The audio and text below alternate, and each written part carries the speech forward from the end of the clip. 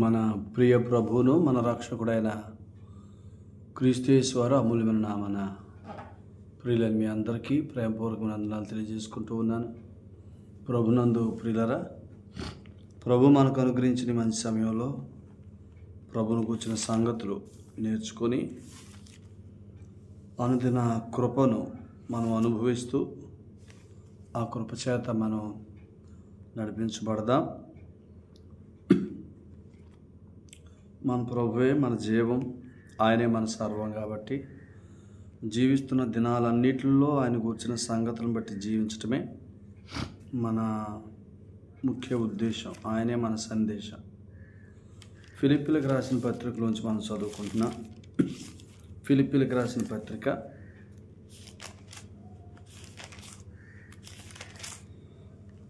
1వ అధ్యాయము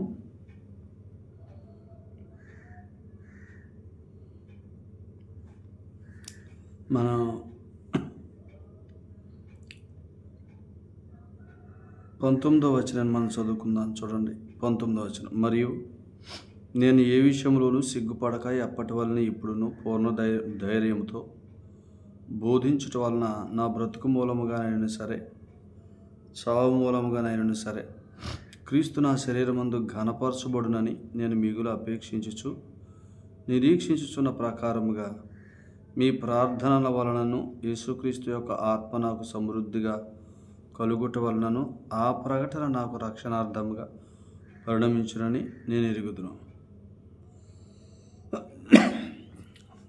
ప్రార్థన. మహిమగల మా తండ్రి, కృపగల మా నాయన, మీకు వందనాలు.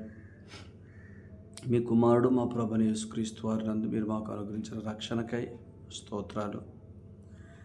మాత్రమే కాదు, మీరు మాకు అనుగ్రహించిన పరిశుద్ధాత్మను బట్టి మీకు స్తోత్రాలు. వాగ్దానం చేయబడిన ఆత్మచేత ముద్రించి క్రీస్తునందు మీరు మాకు వాగ్దానం చేసిన జీవము అనగా దేవుని మూలముగా కలుగు జీవములోనికి మమ్మల్ని నడిపించడానికి ఎల్లప్పుడూ మంచి మనస్సాక్షినిచ్చే సేవకులను ఇచ్చినందుకు స్తోత్రాలు. మా జీవం సర్వమైన యేసు ప్రభువుని మాకు కనబరచమని, ఆయనను గూర్చిన అనుభవ జ్ఞానం ద్వారా భక్తికి బ్రతుక్కి కావలసిన వాటన్నిటిని సంపాదించుకొని ఆ గొప్ప జీవంలోకి నడిపించమని యేసు ప్రభు వారి పెట్టి ప్రార్థిస్తున్నాం తండ్రి. ఆమేన్. ప్రభునందు ప్రియులరా, మరొకసారి మీ అందరికీ ప్రేమపూర్వకమైన వందనాలు తెలియజేసుకుంటూ ఉన్నాను. ఈ ఫిలిప్పీలకు రాసిన పత్రికలో నేను మిగులు అపేక్షించి నిరీక్షించున్న ప్రకారము యేసుక్రీస్తు యొక్క ఆత్మ నాకు సమృద్ధిగా కలుగుట వలన ఆ ప్రకటన నాకు రక్షణార్థంగా పరిణమించునని నేను ఎరుగుదును అని చెప్పాడు. 19లో నా బ్రతుకు మూలంగానైనా సరే, నా చావు మూలంగానైనా సరే, క్రీస్తు నా శరీరమందు ఘనపరచబడును అని చెప్పాడు. పౌలు ఏదైతే ప్రకటిస్తున్నాడో ఆ ప్రకటన నేను బయటోళ్ళకి చేస్తానని అనుకోవట్లా.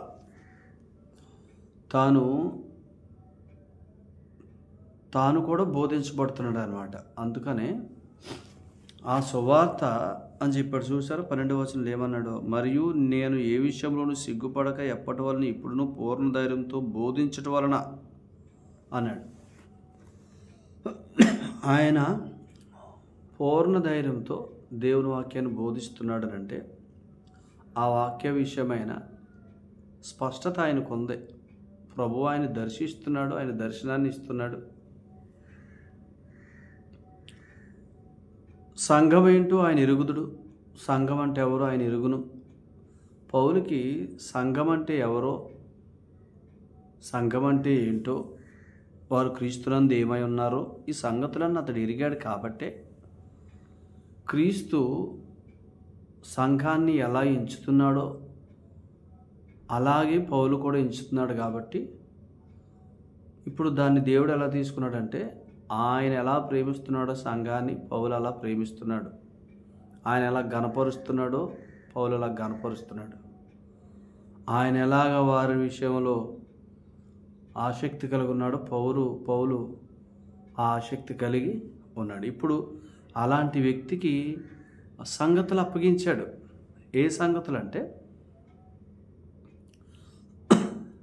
సంఘము అను శరీరంలో క్రీస్తు గణపరచబడే సంగతులు.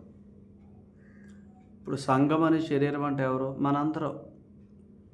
సంఘం అంటే విశ్వసించిన ప్రియులందరూ. ఇప్పుడు ఈ సంఘం ఆయన శరీరం కదా. ఆయన శరీరంలో క్రీస్తు గణపరచబడాల. ఆయన శరీరంలో ఆయన గణపరచబడాల. ఇప్పుడు ఇలా అనుకుందాం, సంఘం అంటే అనేక మంది అనుకునే కంటే నేను అనుకుంటాను. పౌలు అదే చెప్పాడుగా, నా బ్రతుకు మూలంగానైనా నా చావు మూలంగానైనా ఈ శరీరంలో క్రీస్తు గణపరచబడాలా అన్నాడు. అంటే పౌలు బ్రతుకున్న ఈ శరీరంలో క్రీస్తు గణపరచబడాలంటే దాని అర్థం ఏంటి? క్రీస్తు కనబడాలా. ఒకవేళ పౌలు చనిపోయినా ఈ శరీరాన్ని బట్టి క్రీస్తు గణపరచబడాలా. అదే ఇప్పుడు పౌలు ఎందుకు ఇలా అనుకుంటున్నాడు అని అంటే, గలతీ పత్రిక 2:20లో పౌలు ఒక మాట చెప్పాడు. ఏంటి ఆ మాట అని అంటే, పౌలు ఇలా మాట్లాడాడన్నమాట, నేను క్రీస్తుతో కూడా సిలువ వేయబడి ఉన్నాను, ఇక జీవించేవాడు నేను కాను, క్రీస్తే నా యందు జీవించుచున్నాడు. నేనిప్పుడు శరీరమందు జీవించుచున్న జీవితము నన్ను ప్రేమించి నా కొరకు తను తాను అప్పగించుకున్న దేవుని కుమారుడైన యేసుక్రీస్తునందరి విశ్వాస మూలంగా జీవించుచున్నానని చెప్పాడు. ఇది పాయింట్, విశ్వాస మూలంగా జీవించుచున్నాడు. ఇప్పుడు ఇలా చెప్పండి, పౌలుకి తన మట్టుకు తానికి ఏం తెలుసు అంటే, నేను క్రీస్తుతో చనిపోయాను, ఇక జీవించేది నేను కాదు, క్రీస్తే నా యందు జీవిస్తున్నాడు. కారణం, నేను ఇప్పుడు శరీరం మందు జీవించుతున్న జీవితం నన్ను ప్రేమించి నా కొరకు తను తాను అప్పగించుకున్న యేసుక్రీస్తునందరి విశ్వాస మూలంగా నేను జీవిస్తున్నాను కాబట్టి ఆయనే నా శరీరం మందు జీవించుచున్నాడు. ఇది క్రీస్తు శరీరమందు గణపరచబడుట. క్రీస్తే శరీరంలో జీవిస్తే మనం క్రీస్తుల్లాగా కనపడతాం లోకానికి. ఈ లోకంలో క్రీస్తు ప్రభు ఆయన ఉన్నప్పుడు ఎలా ఉన్నాడో, ఆయన గురించి లోకం ఎలా సాక్ష్యం ఇచ్చారో, అలాగున ఇప్పుడు మనం సత్యాన్ని మనం ఎరిగి జీవిస్తున్నప్పుడు, సత్యం ఏంటి అని అంటే, నేను క్రీస్తుతో చనిపోయాను, ఇక జీవించేది నేను కాను, క్రీస్తే నా యందు జీవిస్తాడు. ఎందుకు క్రీస్తే నా యందు జీవించుతున్నాడంటే, నేను జీవించేది క్రీస్తు మూలంగా. క్రీస్తు మూలంగా జీవించడం అంటే ఏంటి? క్రీస్తును కూర్చున్న సంగతులను బట్టి జీవించటం. క్రీస్తును కూర్చున్న సంగతులను బట్టి జీవించడం అంటే ఏంటి? ఆత్మను బట్టి జీవించటం. అర్థమైంది మీకు? ఇలా మీకు ఈ సంగతి యోహాను 14:16లో ఆత్మ ప్రభు వాగ్దానం చేయబడిన ఆత్మగా మనలో ఉండటానికి వచ్చాడు. 14:16 యోహాను. ఇప్పుడు 14:25-26లో ఆయన నన్ను గూర్చి సాక్ష్యం ఇవ్వటానికి వచ్చాడు అన్నాడు యేసుప్రభు. ఆత్మ మనలో ఉండటానికి వచ్చాడు, మనకి క్రీస్తుని గురించి సాక్ష్యం ఇవ్వటానికి వచ్చాడు. 15లో ఆయన నన్ను గూర్చి సాక్ష్యం ఇస్తాడని చెప్పాడు. 16లో మిమ్మల్ని సర్వసత్యంలో నడిపిస్తాడని చెప్పాడు. యోహాను సువార్త 14, 15, 16 మనలో ఉండటానికి వచ్చాడు, క్రీస్తుని గురించి మనకు సాక్ష్యం ఇవ్వటానికి వచ్చాడు, మన సర్వసత్యంలో నడిపించడానికి వచ్చాడు. ఇలా చెప్తాను. అసలు ఇంకొక సంగతి, క్రీస్తు శరీరధారి ఈ లోకంలో ఉన్న దినాల కంటే ఇప్పుడు సంఘకాలం గొప్పదినం. సంఘకాలం గొప్పదినం అని చెప్పాడు. ఎందుకనంటే ప్రభువే చెప్పాడు. యోహాను సువార్త 1వ ఆఖరి వచనంలో నతానీయులతో అన్నాడు, నీవు ఇప్పుడు చూసిన వాటికంటే గొప్పవి చూస్తావు అని అన్నాడు. నీవు ఇప్పుడు చూసిన వాటికంటే అంటే దాని అర్థం ఏంటి? ప్రభువు శరీరధారి ఈ లోకంలో ఉన్నప్పుడు ఆయన చేసిన వాటికంటే ఇప్పుడు ఆయన పరలోకం వెళ్తే ఎక్కువ గొప్ప కార్యాలు చూస్తామని అన్నాడంటే, అసలు ఇలా అనుకోండి, ఆయన పరలోకం వెళ్తే ఏం జరుగుతుంది? పరిశుద్ధాత్ముడు మనలోకి వస్తాడు. నేను తండ్రిని వేడుకొందును, యోహాను 16:7 నేను వెళ్ళిపోతే మీకు ప్రయోజనం అన్నాడు. ఏంటి ఆ ప్రయోజనం? ఆదరణకర్త మీ దగ్గరకు వస్తాడన్నాడు. ఎలా వస్తాడంటే 14, 16లో చెప్పాడు, నేను వెళ్ళి తండ్రిని వేడుకొందును అంటే దాని అర్థం ఏంటి? తండ్రిని వేడుకుంటానంటే నేను రాత్రి బైబిల్ క్లాస్లో మేము విన్నాం, తండ్రిని వేడుకుంటానంటే అర్థం ఏంటి? ఆయన మన పక్షంగా విజ్ఞాపన చేస్తున్నాడు పరలోకంలో అంటే అర్థం ఏంటి? ఆయన వెళ్ళి తన రక్తాన్ని చూపిస్తున్నాడు, అమూల్యమును నిర్దోషమును నిష్కలంకమైన గొర్రెపిల్ల వంటి క్రీస్తు రక్తం. పేతురు రాసిన మొదటి పత్రిక 1:19. ఆ రక్తాన్ని చూపిస్తున్నాడు. ఏంటి ఆ రక్తం? విశ్వసించు ప్రతివానిని ఉచితంగా నీతిమంతుడిగా తీర్చిన రక్తం. విశ్వసించు ప్రతివానికి ఆత్మనిచ్చిన రక్తం. పరిశుద్ధాత్మని విశ్వసించిన ప్రతివానిని పరిశుద్ధాత్మ చేత ముద్రించిన రక్తం.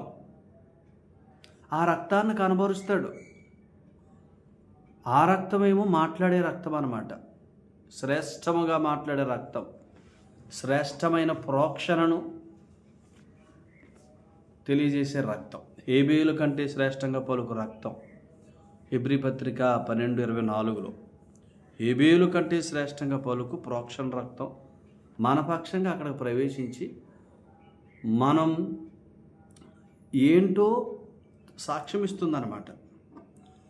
ఇప్పుడు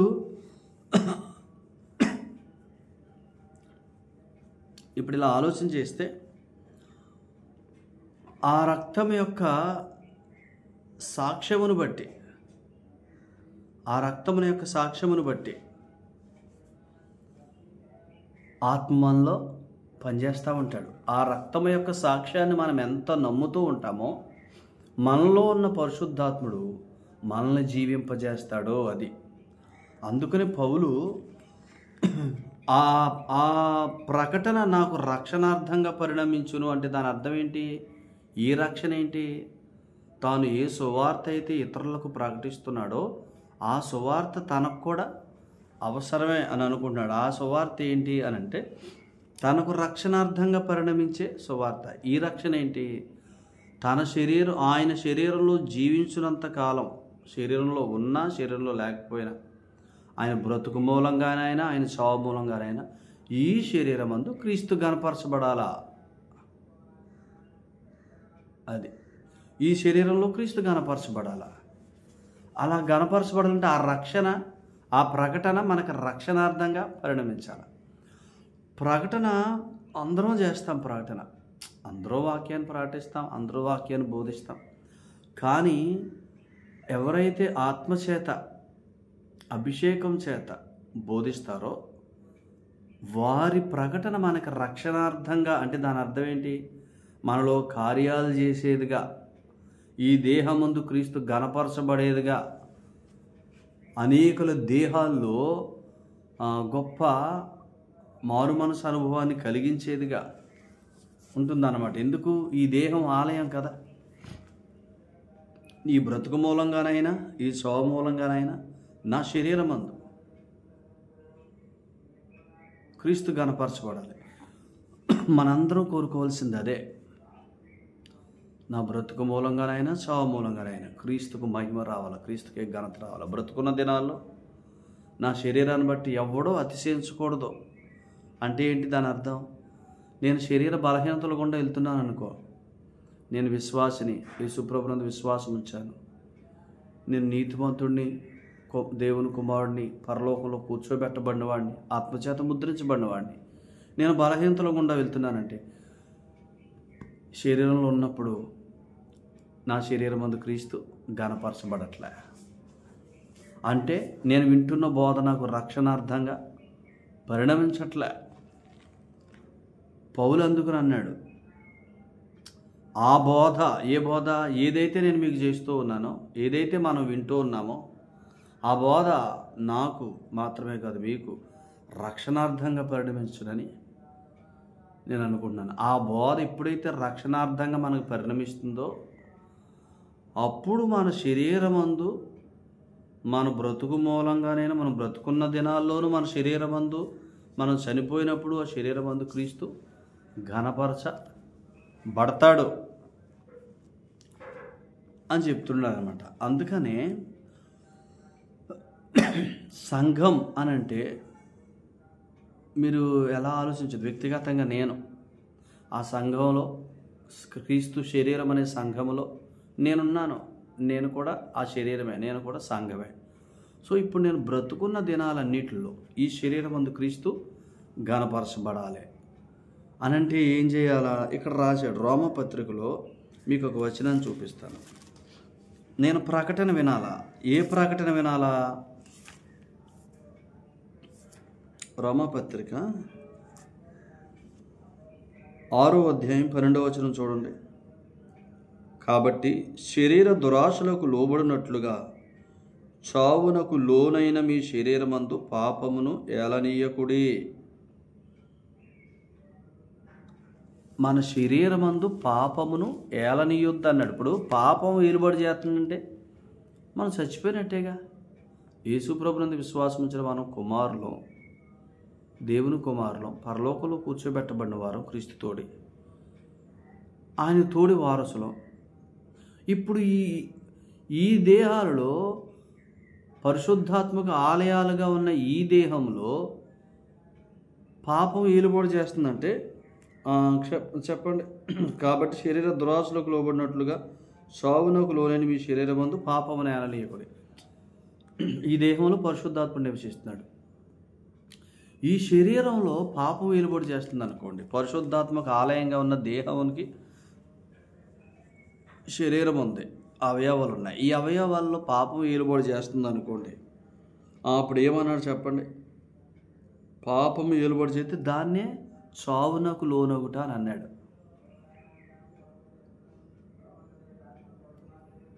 ఈ అవయవాల్ని అపవిత్రతకు అప్పగించడాన్ని చావునకు లోనగుట అని అన్నాడు. అలా పాపం మన మీద ఏలుబడి చేయకుండా ఉండటమే చావుకు లోనవ్వకుండా ఉండటం. ఇప్పుడు చెప్పండి, యేసుప్రభుని నమ్ముకొని బోధించబడుతున్నా కానీ బలహీనతల నుంచి బయటికి రాలేని వాళ్ళు చస్తూ బ్రతుకుతున్నట్టుంటారు. వాళ్ళు నిర్భయమైన జీవితం జీవించలేరు. వాళ్ళ మనస్సాక్షికి కల్మషంతో వస్తూ ఉంటుంది, మనస్సాక్షి పాడవుతుంది. సో మనస్సాక్షి పాడవకూడదు. మనస్సాక్షి అంటే ఏంటి? యేసు ప్రభునందు విశ్వాసం ఉంచిన నేను దేవుని కుమారుణ్ణి, దేవుని వారసుణ్ణి, పరిశుద్ధాత్మక ఆలయాన్ని, నా శరీరమందు క్రీస్తు ఘనపరచబడటం కొరకు నేను పరిశుద్ధాత్ముడు నాలో ఉన్నాడు అని ఎరగటమే మంచి మనస్సాక్షి. ఇప్పుడు ఇలా ఆలోచన చేయండి. ఇప్పుడు ఇక్కడే 13వ వచనం చదవండి. రోమ 6:13. మరియు మీ అవయవములను దుర్నీతి సాధనములుగా అని ఆయుధములు అన్నాడు. దుర్నీతి సాధనములుగా, ఆయుధములుగా పాపమునకు అప్పగింపకుడి. అది ఎప్పుడైతే మన శరీరమందు పాపం ఏలుబడి చేస్తుందో అవయవాలు పాపానికి అప్పగించబడతాయి. పాపానికి ఎప్పుడైతే శరీరం లోనవుతుందో అవయవాలు పాపానికి అప్పగించబడతాయి. ఇప్పుడు చెప్పండి, మీ అవయవములను దుర్నీతి సాధనములుగా పాపమునకు అప్పగింపకుడి. ఎప్పుడైతే అప్పగిస్తామో శరీరంలో ఉన్న పాపం చూడండి. అయితే మృతుల్లో నుండి సజీవులం అనుకొని మిమ్మల్ని మీరే దేవునికి అప్పగించుకోండి. మీ అవయవములను నీతి సాధనలుగా దేవునికి అప్పగించండి. ఇప్పుడు చెప్పండి, మనం గనక యేసు ప్రభునందు విశ్వాసం ఉంచిన మనం ఏంటో మనం మర్చిపోతే మంచి మనస్సాక్షి ఉండదు. మంచి మనస్సాక్షి అంటే ఏంటో మీకు చెప్తానండి. చాలాసార్లు చెప్తున్నాను, మీరు ఇది గుర్తుపెట్టుకోండి. యేసు ప్రభునందు విశ్వాసం ఉంచిన నేను దేవుని కుమారుణ్ణి, నేను పరలోకంలో కూర్చోబెట్టబడ్డాను క్రీస్తుతో పాటు, క్రీస్తుతోడి వారసుణ్ణి, పరిశుద్ధాత్ముడు నాలో ఉన్నాడు, నేను పరిశుద్ధాత్మక ఆలయాన్ని సదాకాలానికి అని ఎరగటం మంచి మనస్సాక్షి. ఇప్పుడు అలా ఎరిగితే ఆత్మ, మనలో ఉన్న ఆత్మ మనల్ని జీవింపజేస్తాడు. అర్థమైంది? ఇప్పుడు ఏమన్నాడు? ఆ ప్రకటన నాకు రక్షణార్థంగా పరిణమించినంటే దాని అర్థం ఏంటి? అప్పుడు మనం వింటున్న వాక్యం మనల్ని జీవింపజేస్తుంది అని. అంటే మనం వింటున్న వాక్యంలో మనకు మంచి మనస్సాక్షి కలిగించే సంగతులు వస్తాయి. మనం ఎవరమో, క్రీస్తునందు మనం ఏమై ఉన్నామో దేవుని ఎదుట ఈ మంచి మనస్సాక్షి కలిగించే సంగతులు వస్తాయి. ఆ సంగతులు వస్తున్నప్పుడు ఆత్మ మనలో పనిచేస్తాడు. పనిచేస్తే మన అవయవాలు ఆ ప్రకటన మనకి రక్షణార్థంగా పరిణమించి మన అవయవాలు దుర్నీతి సాధనాలుగా వాడబడకుండా, ఈ శరీరమందు పాపం వేలుబడి చేయకుండా, చావునకు లోను కాకుండా, మన అవయవాలు దుర్నీతి సాధనాలుగా వినియోగపడకుండా ఆయన మనల్ని కాపాడుతూ ఉంటాడు. దీన్ని ఏమన్నాడు పేతురు రాసిన మొదటి పత్రిక 1వ అధ్యాయం 5వ వచనంలో, విశ్వాసము ద్వారా దేవుని శక్తి చేత కాపాడబడుట అన్నాడు. విశ్వాసం అంటే ఏంటి? వినుట వలన విశ్వాసం. పౌలదే చెప్తున్నాడు. ఆ ప్రకటన అంటే నేను వింటున్న ప్రకటన, నేను చేస్తున్న ప్రకటన, అది బోధించడానికి మాత్రమే కాదు, ప్రభు నాతో కూడా మాట్లాడుతున్నాడు. ఆ ప్రకటన నాకు, మీకు, మనందరికీ రక్షణార్థంగా పరిణమించాలి. ఏ ప్రకటన? ఎవరు? పౌలు చేసే ప్రకటన. పౌలు ఎవరో? ఒక వ్యక్తి యేసు ప్రభువుని నమ్ముకుంటే అతడు ఏమై ఉన్నాడో అనే సంగతి ఎరిగిన వ్యక్తి. ఆ సంగతి ఎరగకుండా చేసే ప్రకటనలు ఏవి రక్షణార్థంగా పరిణమించవు. ఒక విశ్వాసి తాను ఏమై ఉన్నాడో అనే ఆ మంచి మనస్సాక్షిని కలిగించకుండా చేసే ఏ బోధ కూడా విశ్వాసికి లేదా సంఘానికి రక్షణార్థముగా పరిణమించదు. రక్షణార్థంగా పరిణమించమంటే ఏంటి? చావునకు లోనవ్వకుండా చేసేస్తుంది. మన శరీరాల్ని చావునకు లోనవ్వకుండా చేయటమే రక్షణార్థంగా పరిణమించటం బోధ. మన శరీరం చావునకు లోనవ్వట్లేదంటే పాపం మన శరీరం మీద ఏలుబడి చేయట్లేదు, మన అవయవాల మీద. మన అవయవాలు దుర్నీతి సాధనాలుగా వినియోగించబడట్లేదు, నీతి సాధనాలుగా వినియోగించబడతాయి. ఈ అవయవాలతో మనం సత్క్రియలు చేస్తాం, ప్రభు కొరకు సత్క్రియలు చేస్తాం, ప్రభు కొరకు పరిచర్య చేస్తాం. అందుకనే ఇలా అన్నాడు అనమాట, దుర్నీతి సాధనాలుగా మీ అవయవాలు వాడనివ్వద్దు అని చెప్పాడు. అందుకనే పదే పదే పదే పదే మంచి మనస్సాక్షి అని ఎందుకు చెప్తున్నామనంటే, ఈ మనస్సాక్షిని, అట్టి మనస్సాక్షిని కొందరు త్రోసివేశారు. చాలామందికి తెలియదు, బోధకులకు తెలియదు, విశ్వాసులకు తెలియనివ్వట్లేదు. ఇవేవో కొత్త మాటలని అనుకుంటున్నారు. అట్టి మనస్సాక్షిని కొందరు త్రోసివేసి విశ్వాస విషయంలో భ్రష్టులు అయిపోయారు, వాడబద్దలైపోయినట్టు అయిపోయారు. ఇలా చెప్పండి, భ్రష్టులు అంటే ఏంటి? అట్టి మనస్సాక్షి ఎక్కడైతే లేదో అక్కడ ఆత్మ వారిలో పనిచేయలేడు. వారిలో నివసిస్తాడు కానీ ఆత్మ వారిలో పనిచేయలేడు. ఆత్మ పనిచేయకపోతే మన అవయవాలు నీతి సాధనాలుగా వినియోగించబడవు. అప్పుడు మన అవయవాల్లో దుర్నీతి సాధనాలుగా వినియోగించబడతాయి. ఇప్పుడు చెప్పండి, అప్పుడు మనం చూసిన వాళ్ళు ఎవరైనా వీళ్ళు వింటున్న బోధ వీళ్ళకి ఏమి రక్షణార్థంగా పరిణమించింది? వీళ్ళు వింటున్న బోధ వీళ్ళని కాపాడగలిగింది ఈ బలహీనతల నుంచి, ఈ దురాలోచనల నుంచి, ఈ దురుద్దేశాల నుంచి, ఈ కపటమైన స్వభావాల నుంచి వీళ్ళని కాపాడబడ్డారు. అందుకనే చాలామంది రక్షించబడ్డారు కానీ మారు మనసు అనుభవం ఎవరు కనబడట్లా. రక్షణ మారు మనసు ఒకటి కాదు. రక్షణ అంటే యేసు ప్రభునందు విశ్వాసం మూలంగా మనకు కలిగిన స్థితి, దేవుని కుమారులు, నీతిమంతులు, దేవుని కుమారులు, క్రీస్తుతోడి వారసులు, పరిశుద్ధాత్మక ఆలయాలనే స్థితి, అది రక్షణ. అది రక్షణలో కలిగింది. మారు మనసు అంటే రక్షణలో కలిగిన స్థితిని ఎల్లప్పుడూ మనం ఎంచుకోవటం ద్వారా క్రీస్తునందు మనం ఏమై ఉన్నామో విశ్వాసం మూలంగా దాన్ని ఎంచుకోవటం ద్వారా మనలో ఆత్మ పనిచేస్తూ ఉంటే ఈ శరీరంలో ప్రతి అవయవం పాపానికి లోనవ్వకుండా, దుర్నీతి సాధనంగా ఉండకుండా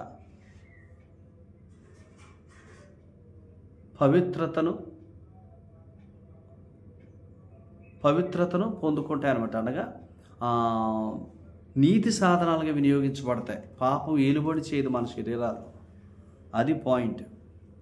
అందుకనే పౌలు చెప్తున్నాడు, ఆ రక్షణ నాకు రక్షణార్థంగా పరిణమించి నా బ్రతుకు మూలంగా, నా చావు మూలంగా ఈ శరీరమందు క్రీస్తు ఘనపరచబడాలి. ఇప్పుడు చెప్పండి, శరీరమందు జీవించే జీవితం చాలా ప్రాముఖ్యం.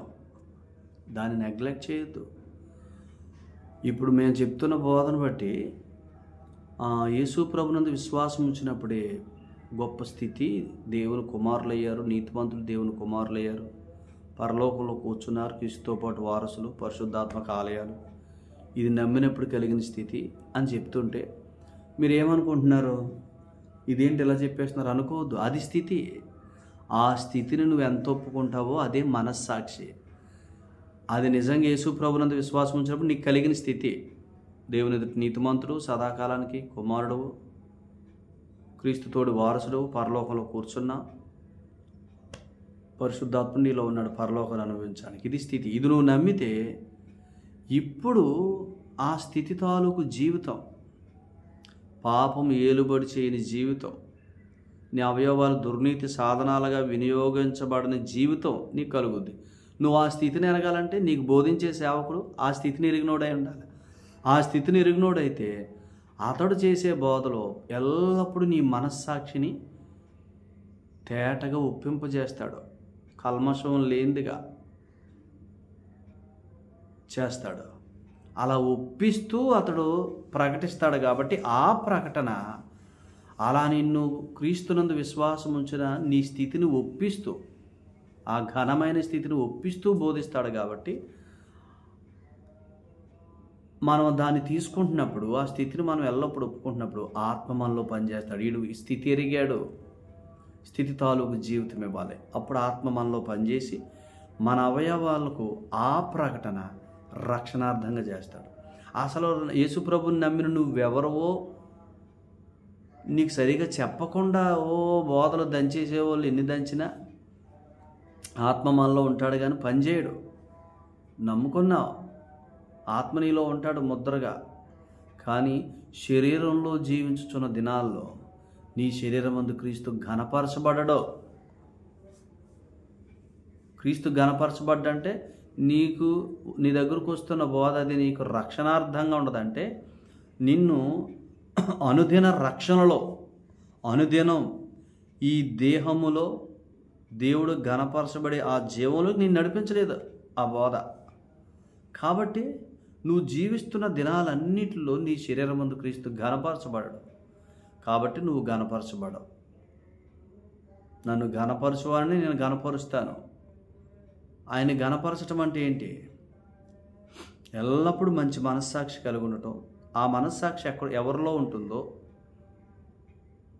క్రీస్తునందు నేను దేవుని కుమారుణ్ణి, క్రీస్తుతోడు వారసుణ్ణి, పరిశుద్ధాత్ముడి చేత ముద్రించబడ్డాను, సదాకాలానికి నేను దేవుని వాడను అనే మనస్సాక్షి ఎవరి దగ్గర ఉంటుందో అక్కడ ఆత్మ పనిచేస్తాడు.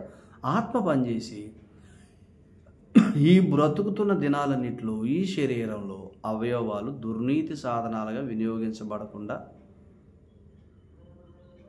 చేస్తాడు. ఎందుకు? మన దగ్గరకు వస్తున్న ప్రకటన అలాంటిది కాబట్టి, ప్రకటిస్తున్నవాడు మనం ఏంటో ఎరిగినవాడు కాబట్టి. అందుకనే పౌలు అంటాడు, నా బ్రతుకు మూలంగానైనా సరే, నా చావు మూలంగానైనా సరే క్రీస్తు నా శరీరమందు ఘనపరచబడాలి. అలాగ ఆయన ఘనపరచబడాలంటే నా దగ్గరకు వస్తున్న బోధ నాకు రక్షణార్థంగా పరిణమించాలి. ఆ బోధ నాకు రక్షణార్థంగా పరిణమించాలంటే నాకు బోధించేవాడు నా స్థితి ఏంటో, యేసుప్రభుని విశ్వసించిన నా స్థితి ఏంటో, నేనేంటో నాకు చెప్పాలా. అలా చెప్పి ఒప్పిస్తూ బోధిస్తే ఆ ప్రకటనలో నాకు మంచి మనస్సాక్షి కలుగుతుంది. ఆ మంచి మనస్సాక్షి ద్వారా ఆత్మ నాలో నివసించేవాడుగా మాత్రమే కాదు, జీవింపచేయవాడుగా ఉంటాడు. ఆయన జీవింపజేస్తే ఈ శరీరంలో బ్రతుకుతున్న దినాలన్నిటిలో పాపము ఏలుబడి చేయదు. పాపం ఏలుబడి చేయకపోతే అవయవాల్లో దుర్నీతి కనపడదు. అప్పుడు మన అవయవాలు నీతి సాధనాలుగా ఉంటాయి.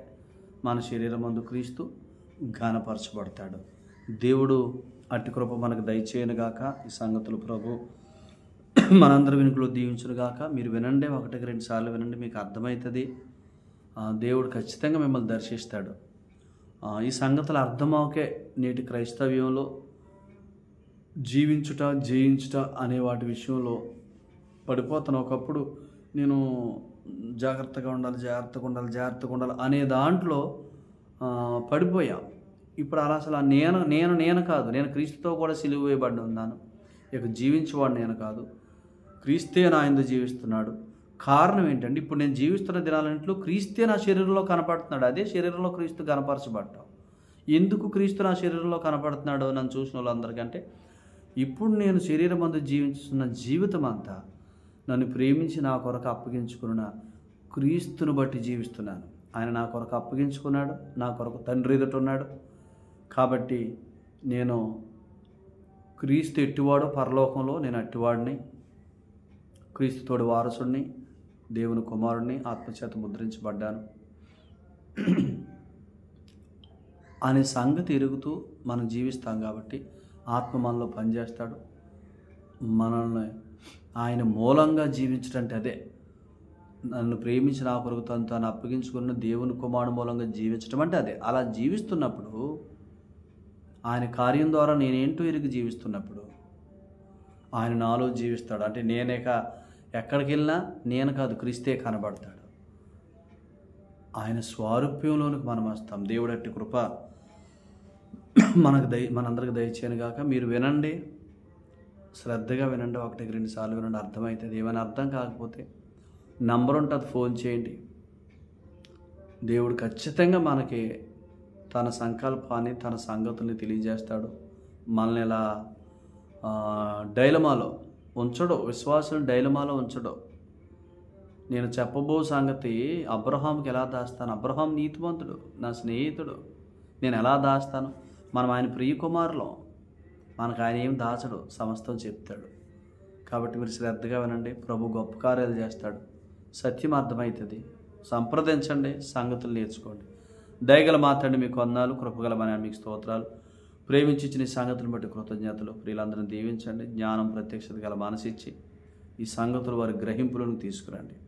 ఏ ప్రకటన రక్షణార్థంగా వారి జీవితాల్లో పరిణమిస్తుందో నాయన, ఆ ప్రకటన వారు పట్టుకోవటానికి, అట్టి బోధన పట్టుకోవటానికి, ఏ బోధకుడైతే యేసుప్రభువుని విశ్వాసం ఉంచిన వారి స్థితి ఏంటో ఎరిగి వారి స్థితిని ఎల్లప్పుడూ ఒప్పిస్తూ మంచి మనస్సాక్షి కలిగిస్తూ బోధిస్తాడో ఆ ప్రకటన వారికి రక్షణార్థంగా పరిణమిస్తుందని, అనగా వారు జీవిస్తున్న దినాలన్నింటిలో వారి శరీరమందు క్రీస్తు ఘనపరచబడతాడని, వారి శరీరాల్లో పాపం ఏలుబడి చేయదని, అవయవాలు దుర్నీతి సాధనాలుగా ఉండవని, సత్క్రియలకు అవయవాలు సంసిద్ధంగా ఎల్లప్పుడూ ఉంటాయని ఎరగటానికి మీ కృపను కృమ్మరించండి.